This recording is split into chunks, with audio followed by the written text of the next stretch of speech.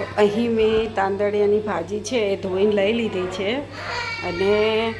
લસણ મરચું અને આદું ત્રણેયની પેસ્ટ કરી લીધી છે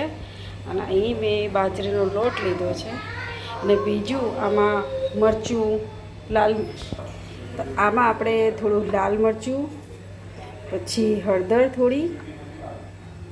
અને ધાણા જીરું તો મેં આમાં નાખી દીધું છે પહેલાં જ અને આમાં આપણે થોડું મીઠું એડ કરી દઈશું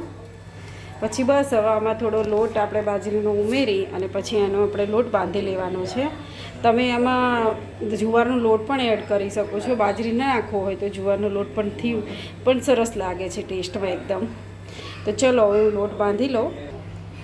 તો ચલો જો આપણો અહીંયા મસ્ત લોટ બંધાઈ ગયો છે હવે હું થેપલા વણી દઉં તો ચલો જો આપણું થેપલું વણાઈ ગયું છે અને મેં શેકવા માટે નાખી દીધું છે અને આને છે ને થોડું ધીમા તાપે શેકીએ એટલે બહુ સરસ થાય છે ચલો તો જો આપણું થેપલું રેડી થઈ ગયું છે અને દેખવામાં પણ એટલું સરસ લાગે છે